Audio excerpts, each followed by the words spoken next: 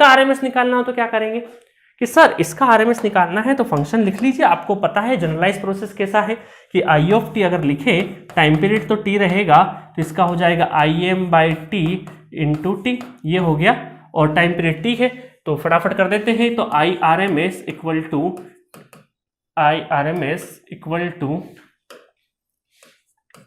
To under root, time period कितना है, time period है 1/t, ये हो जाएगा इंटीग्रेशन 0 से t, और ये हो जाएगा स्क्वेयर, मतलब I am square divided by T square into कितना हो जाएगा T square into D T. ठीक है, पूरा सब कुछ स्क्वेयर हो जाएगा। चलो तब बाहर निकाल लेते, क्या क्या बाहर निकलने लायक है यहाँ पे, अंडर रूट, ठीक है, यहाँ से हो जाएगा आई एम स्क्वेयर इधर और टी का क्यूब, और इसका इंटीग्रेशन कितना हो जाएगा टी स्क्वेयर का टी क्यूब बाई 3, 0 से लगाकर टी। ठीक है, तो यहां पर टी क्यूब क्या हो जाएंगे, कैंसल आउट, आई एम बाहर आ गया, तो I M by √3 is the I R M S value. ठीक है, अब मैं आपको एक शॉर्ट ट्रिक भी बताऊंगा, यहां से ये आर एम एस वैल्यू आपका कैलकुलेट हो गया। तब आपको क्वेश्चन होगा सर हमने एवरेज में आपने जो बताया था शॉर्टकट कि एरिया लिखो डिवाइडेड बाय टाइम पीरियड कर दो, तो क्या यहाँ पे अप्लीकेबल हो सकता है, क्या ऐसा कुछ रास्ता आप बता सकते हो कि यार जहाँ पे हम एरिया आसानी से निकाल सके तो वहाँ तो कुछ हमें सुविधा दे दो, ऐसा कुछ हो सकता है क्या?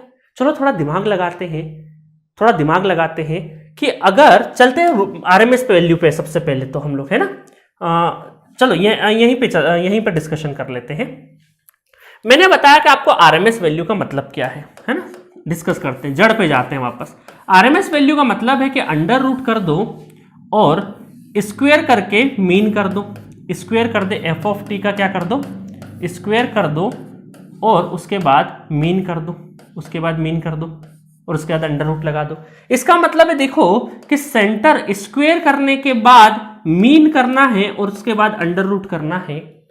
तो एक काम करते हैं, अगर हम किसी ग्राफ को स्क्वायर करने में कामयाब हो जाएं, है ना, स्क्वायर करने में कामयाब हो जाएं, तो स्क्वायर करने में कोई ग्राफ का अगर हमने स्क्वायर कर दिया और उसके बाद भी हम आसानी से एरिया निकाल सकते हैं, क्योंकि स्क्वायर होने के बाद मीन का मतलब तो क्या है, एरिया ही तो है।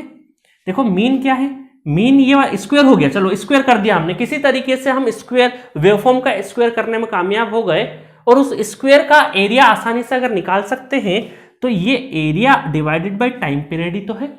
तो इसका मतलब इस फॉर्मूले को क्या हम ऐसा लिख सकते हैं कि अंडर रूट एरिया, मतलब सबसे पहले तो हम क्या कर दो, स्क्वायर कर दो एफ ऑफ टी का स्क्वायर, ठीक है, एफ ऑफ टी का मतलब ये बोल सकते हैं थोड़ी देर के लिए हम लोग इसको अच्छे से लिखे कि area of F of T का स्क्वायर, एफ ऑफ टी को स्क्वायर करने के बाद उसका एरिया कैलकुलेट कर लो डिवाइडेड बाय टाइम पीरियड और फिर ऊपर से लगा दो अंडर रूट। क्या इतना कर सकते हो? अगर इतना कर लिया तो काम आसान हो जाएगा। ठीक है, तो एक चलो छोटे से एग्जांपल से समझते हैं और फिर इसके शॉर्टकट पे आता हूं मैं, या चलो इसका शॉर्टकट बता देता हूं।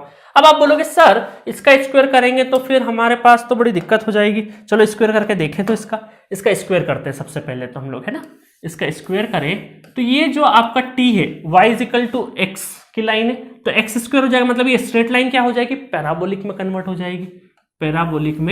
कन्वर्ट हो जाएगी, ऐसे। ठीक है, ये भी आपका क्या हो जाएगा, पैराबोलिक में कन्वर्ट हो जाएगा, और ये जो एम्पलीट्यूड है ये हो जाएगा आई एम का स्क्वायर। अब बहुत सारी जगह पे टीचर्स या बहुत सारे लोग ये बोलते हैं कि इसका एरिया तो हम निकाल नहीं सकते, इस वजह से आपको स्टैंडर्ड तरीके से ही जाना पड़ेगा, बट मैं बताता हूं कि इसका एरिया आप कैलकुलेट कर सकते हैं स्टैंडर्ड तरीके से। आपने अगर मैं बोलूं कि रेक्टेंगुलर, इस ट्रेंगुलर का एरिया आपको पता है, ट्रेंगुलर का एरिया क्या लिखते थे आप, 1/2, है ना, ये टाइम है, 1/2 into T base into height कितना है IM, ये लिखते थे। अब आपको छोटा सा काम ये करना है, इसमें सबसे पहले एरिया ऑफ पैराबोला, इस एरिया ऑफ पैराबोला बहुत काम की चीज बता रहा हूं मैं आपको, ध्यान से सुनना है ना। एरिया ऑफ पैराबोला में क्या करना है आपको, ये पैराबोला एक तरीके का, तो इसका ट्रेंगल तो रहा नहीं, पैराबोला रहा, तो अब इस नॉर्मल ट्रेंगल, ये फॉर्मूला अभी नॉर्मल ट्रेंगल का है, तो इसमें चेंजेस कैसे होंगे, इस 2 को हटा दो, इस 2 को हटा के क्या कर दो 3 लिख दो, 2 को हटा के 3 लिख दो। ये टाइम है वो तो एक जैसा रहेगा। अब बहुत सारे स्टूडेंट ये सोचते हैं कि सर स्क्वायर हुआ तो टी का भी स्क्वायर होगा। अरे नहीं बेटा, आपका एक्स एक्सिस का आपका नहीं होगा, इसका आपका डबल नहीं होगा, एक्सिस वहीं पे फिक्स है। आपका एम्पलीट्यूड जब भी वेवफॉर्म का करेंगे तो ये जो आई एम है इसका स्क्वायर होगा, ठीक है, एक्सिस तो वहीं है, ठीक है, आपका जो एम्पलीट्यूड है उसका होगा, ये वाली चीज तो वहीं पे रहेगी। तो ये टी स्क्वायर नहीं कर देना है ना, मासूम सा डाउट पूछ लेते हो आप कभी कभी, कोई बात नहीं। और उसके बाद आपको क्या करना है, 1/3 इंटू बेस इंटू हाइट में जो स्क्वायर हुआ है, जो जितनी लेंथ हुई है वो लिखना है। That is the area of parabola, है ना, याद रखना, बहुत जगह पे काम आएगा, इवन सिग्नल एंड सिस्टम में भी काम आएगा आपको, ठीक है। तो ये एरिया ऑफ पैराबोला को ध्यान रखना। अब देखो इस क्वेश्चन को करो, इस क्वेश्चन को, अब आपको स्क्वायर का एरिया पता चल गया। अब इस क्वेश्चन को करके देखते हैं हम लोग शॉर्टकट तरीके से। तो अगर मैं आरएमएस वैल्यू फाइंड आउट करूं, मतलब ये क्या है हमारा voltage current, current I RMS है, आई आरएमएस, ठीक है। तो इसका मतलब एरिया तो हमें स्क्वायर कर दिया वेवफॉर्म का, उसका एरिया हमें कैलकुलेट करता आ गया। फिर बस क्या लगाना, under root 1/3 into T into I M का square divided by nought 2 divided by time period T. T से टी कैंसिल हो गया, क्या आ गया आपका आई एम बाय √3। देखो सेम आंसर आ गया कि नहीं, बिल्कुल आ गया। तो एक नई चीज आपको क्या पता चली कि एरिया ऑफ पैराबोला का फॉर्मूला है 1/3 into base into height, height मतलब स्क्वायर करने के बाद, और 1/2 की जगह जो ट्रायंगल में 1/2 करते थे, अब यहाँ क्या करना है 1/3 करना है। मजा आया? तो बहुत जगह पे काम आएगा आपको ये। चलो नेक्स्ट क्वेश्चन देखते हैं, find RMS value, find RMS value. अब देखिए इसका भी अगर हम लोग देखें स्क्वायर करने की कोशिश करते हैं ना, आप शॉर्टकट से चलते हैं, लॉन्ग कट से तो आपको पता ही होगा। अगर मैं इसको शॉर्टकट पे करूं तो देखिएगा इसका स्क्वायर करने की कोशिश करते हैं, इसका स्क्वायर करने की हम लोग कोशिश करें, ठीक है। चलो तो स्क्वायर करेंगे तो ये क्या बनेगा, ये हमारी स्ट्रेट लाइन है तो ये पैराबोला बन जाएगा, फिर ये कांस्टेंट है तो ये कांस्टेंट लाइन, ठीक है, फिर ऐसे पैराबोला। अब ये निगेटिव में है तो इसका स्क्वायर होगा तो निगेटिव का square positive, again again positive, तो ये ऐसी लाइन है, ये ऐसे जाएगा, ऐसा होगा तो ऊपर की साइड में जाएगा, तो ऊपर की साइड में जाके कुछ इस तरीके से, ठीक है, ऐसा हो जाएगा। तो मतलब ये लगभग लगभग सिमिलर हो गया, हाइट थोड़ी ऊपर नीचे कर दी मैंने, अदरवाइज तो ये सेम ही है ना, सेम हाइट पे, सेम हाइट पे ले लीजिएगा, है ना, सेम हाइट है ना, नहीं तो बोलेंगे सर ऊपर नीचे दिख रहा है, सेम हाइट है ना, सेम हाइट पे ड्रॉ करना। चलो अब आप बोलोगे सर ये तो बड़ा सिंपल हो गया। अब इसका मतलब है कि आपको देखो टाइम पीरियड तो कितना है इसका 2t है, टाइम पीरियड कितना है 2t है, टाइम पीरियड t मत ले लेना क्योंकि ये स्क्वायर हुई है, ये स्क्वायर कर दिया हमने im का स्क्वायर, im का स्क्वायर, ठीक है। अब देखो इसका क्या करेंगे हम लोग, अगर आरएमएस फाइंड आउट करना है, आरएमएस फाइंड आउट करना है इसका, तो हमें एरिया फाइंड आउट करना पड़ेगा। एरिया किस किस का हमें फाइंड आउट करना पड़ेगा, देखो इसका एरिया फाइंड आउट कर दे, इसका एरिया फाइंड आउट कर दे, ठीक है, इसका एरिया फाइंड आउट कर दे और इसका एरिया। इसका मतलब है कि हमें 3 एरिया की जरूरत पड़ेगी, A1 A2 और A3, A1 A2 और A3, ठीक है। और ये ही चीज सिमिलर इधर भी होगी, इधर भी सिमिलर होगी, ठीक है। तो अब हम क्या करेंगे, अब हम कर देंगे आरएमएस वैल्यू अगर हम लोग निकालेंगे, तो आरएमएस वैल्यू अगर हमने निकालेंगे इसकी करंट की, तो करंट आरएमएस अगर देखें तो अंडर रूट कर दें, अगर इसका अंडर रूट कर दिया, बड़ा अंडर रूट लगा दिया, उसके बाद एरिया फाइंड आउट करते हैं और टाइम पीरियड भी लिख देते। चलो टाइम पीरियड हमने क्या कर दिया 2t is the time period. तो सबसे पहले इसका देखते हैं, तो ये जो A1 का एरिया है, A1 का एरिया, तो A1 का एरिया कितना हो जाएगा 1/3 इंटू t/4 इंटू 1/2 इंटू कितना है im का स्क्वायर, im का स्क्वायर। और A1 और A2 बराबर है, इस वजह से मैं इसमें 2 का मल्टीप्लाई और कर देता हूं, 2 का मल्टीप्लाई और कर देता हूं, ठीक है, प्लस प्लस। उसके बाद इसका कर दें तो ये हमें पता है कितना t/2 होता है, तो t/2 इंटू im का स्क्वायर, t/2 इंटू im का स्क्वायर।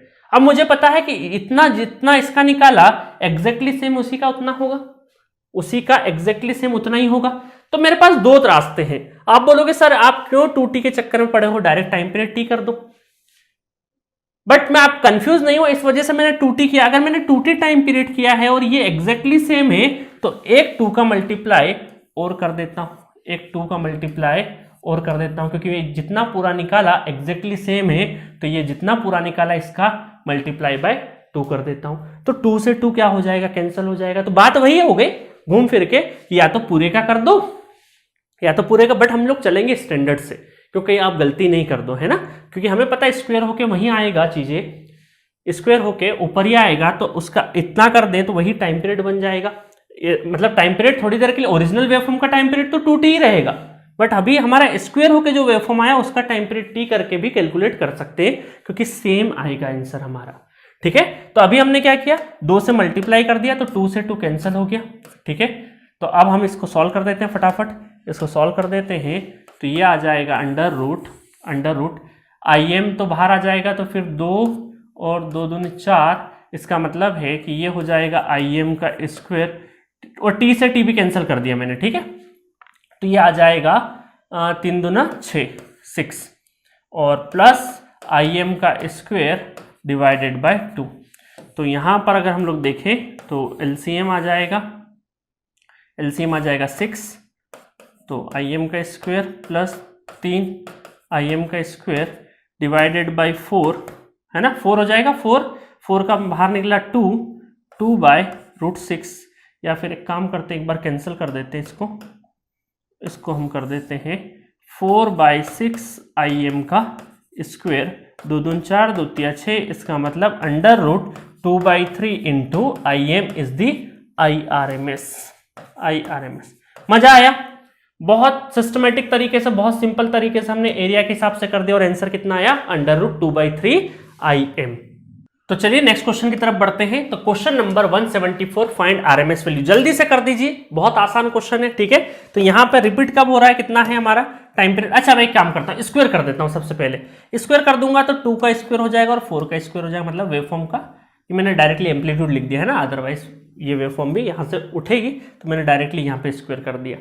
ठीक है, अब जल्दी से हम लोग क्या कर दें, VRMS अगर फाइंड आउट करना है, VRMS फाइंड आउट करना है तो अंडर रूट एरिया ये वाला फाइंड आउट कर लो, ये वाला फाइंड आउट कर लो। टोटल टाइम पीरियड कितना है 4, और ये वाला कितना आ जाएगा 2 स्क्वायर इंटू 2 प्लस ये कितना हो जाएगा हमारा 2 नीचे है और हाइट कितना है 4 स्क्वायर।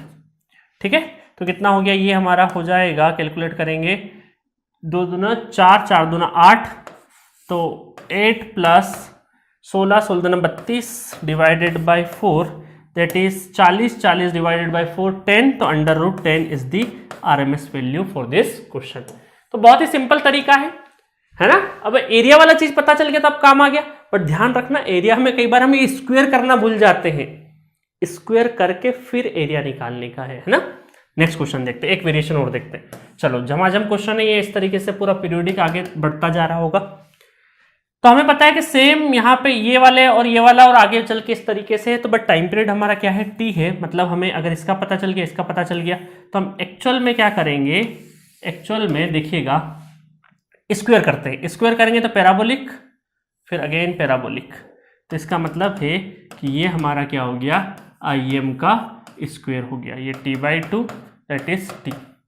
अब एरिया निकालना आसान है, अगर मुझे एक का एरिया पता चल गया तो काम हो गया, इसका एरिया पता चल गया तो सेम उसका भी वही होगा, है ना, उसका भी वही होगा, क्योंकि ये हाइट सॉरी ये लेंथ और ये हाइट सेम है। तो इसका मतलब हम ये बोल सकते हैं कि IRMS equal to 1/3 into t/2 into im का square divided by time period, और ये 2 बार है इस वजह से 2 का मल्टीप्लाई कर देते। ठीक है, तो 2 से 2 कैंसिल हो जाएगा, t से t कैंसिल हो जाएगा, तो im/√3 is the correct answer for this, not two √3 है ना, √3 IRMS। चलो हो गया सॉल्व, बहुत आसान था। अब अगर आप वो जनरलाइज तरीका होता तो फिर हमें थोड़ी सी दिक्कत आती, दिक्कत तो क्या आती वो भी पता है, बट उससे कम टाइम में और बहुत ही दिमाग को कम खर्च करके न्यूमेरिकल हम लोग इस तरह के सॉल्व कर सकते हैं आरएमएस के। एक क्वेश्चन और करा देता हूं, फिर वाइंड अप करते हैं इसको। जल्दी से इसको देखिए, फाइंड आरएमएस वैल्यू। अब इसका आरएमएस वैल्यू फाइंड आउट करें तो सबसे पहले स्क्वायर करने को अगर देखें तो ये -im ही है ना इस साइड, नहीं तो आप बोलोगे सर इधर तो वैल्यू नहीं दी है, ये -im ही है। Plus I am minus I am. जब इसका स्क्वायर करेंगे तो ये वाला वेवफॉर्म स्क्वायर करेंगे तो एग्जैक्टली ऊपर आ जाएगा, एग्जैक्टली ऊपर आ जाएगा। इसका मतलब है, देखिएगा, एग्जैक्टली ऊपर आ जाएगा। इसका मतलब है कि ये इस तरीके से जाएगा, इस तरीके से हो जाएगा, ठीक है। ये भी क्या हो जाएगा, इस तरीके से हो जाएगा, और इसका बन जाएगा स्क्वायर। ये वाली चीज स्क्वायर हो जाएगा, स्क्वायर वेवफॉर्म बनेगा, और ये सब पैराबोलिक हो जाएगा। मतलब मैं अगर थोड़ा सा अलग जगह बनाऊं, इसका स्क्वायर करके बनाऊं, चलो यहाँ पे हटा देते हैं इसको हम थोड़ी देर के लिए, है ना, यहाँ पे से हटा देते हैं, क्योंकि नहीं तो आपके क्वेश्चंस में गड़बड़ होगी। हम अलग से कर देते हैं इसका स्क्वायर। इसका स्क्वायर करने की तरफ हम देखते हैं, तो इसका स्क्वायर अगर करें, ठीक है, इसका स्क्वायर कर रहे हैं तो ये पैराबोलिक, ठीक है, देन अगेन ये स्ट्रेट, फिर अगेन पैराबोलिक, फिर अगेन पैराबोलिक, अगेन पैराबोलिक। इसका मतलब अगर हम लोग इस आई एम स्क्वायर को देखें, स्क्वायर हो चुका है, टाइम पीरियड ये t/2 और ये हो गया हमारा t। तो ओरिजिनल टाइम पीरियड तो t है हमारा, ओरिजिनल टाइम पीरियड तो t है, तो वहीं से करेंगे, कोई दिक्कत नहीं है। बट हमें पता है कि ये एरिया और ये एरिया तो क्या है, बराबर है, बराबर है। इसका मतलब आई आर एम एस अगर हमें लिखना पड़ा तो √1/3 into t/2 into I M. Area of parabola दोनों सेम है तो इंटू 2 भी कर देंगे, टाइम पीरियड कितना कर देंगे, t तक कर देंगे, या फिर ये 2 नहीं लिखना है तो टाइम पीरियड t/2 कर दो, तो भी सेम ही आंसर आएगा, ठीक है। तो इसको कर देंगे, 2 से 2 कैंसिल हो गया, t से t कैंसिल हो गया, तो Im/√3। अगेन ट्रायंगुलर का RMS Im/√3 निकल रहा है, ठीक है। मजा आया होगा इस क्वेश्चन में। तो बहुत ही अच्छे तरीके से हमने ये क्वेश्चन भी कर लिया है, ठीक है। तो सारे केसेस हम लोगों ने लगभग कवर कर लिए हैं। एक केस और बचा है आरएमएस का, ये आरएमएस का लेक्चर फिनिश नहीं हुआ है। नेक्स्ट लेक्चर में हम एक केस और देखेंगे कि आपका जो फोरियर सीरीज होता है ना, फोरियर सीरीज किसको बोलते हैं, जिसमें डीसी और एसी की भी मल्टीपल फ्रीक्वेंसी, जिसको हार्मोनिक्स भी बोलेंगे आगे चल के जब हम पावर इलेक्ट्रॉनिक्स पढ़ेंगे, तो वो सीरीज का किस तरीके से आरएमएस वैल्यू लिखा जाता है, जो कि बहुत ज्यादा इंपॉर्टेंट है, वो नेक्स्ट लेक्चर में देखेंगे। और बहुत मजेदार तरीके से थोड़ा सा डिटेल वर्जन बताऊंगा, जो नॉर्मली मैं नेटवर्क थ्योरी में नहीं बताता हूं, बट इस बार आपको थोड़ा सा उसमें डिटेल वर्जन बताऊंगा और आपको बहुत मजा आएगा, क्योंकि कहां गलती होने के चांसेस होते हैं वहां पे। नहीं तो हम क्या करते हैं कि डायरेक्टली फोरियर सीरीज देखा और डायरेक्टली हमने जो आरएमएस सीखा है वो लगा दिया, वैसा नहीं करेंगे, थोड़ी सी चीजें थोड़े से डेप्थ में जाएंगे। तो नेक्स्ट लेक्चर में देखेंगे कि हार्मोनिक्स या फिर फोरियर सीरीज जो लिखी जाती है डीसी और एसी की मल्टीपल फ्रीक्वेंसी के कंपोनेंट में, उनका आरएमएस वैल्यू कैसे कैलकुलेट करेंगे, नेक्स्ट लेक्चर में सीखेंगे। Okay, thank you.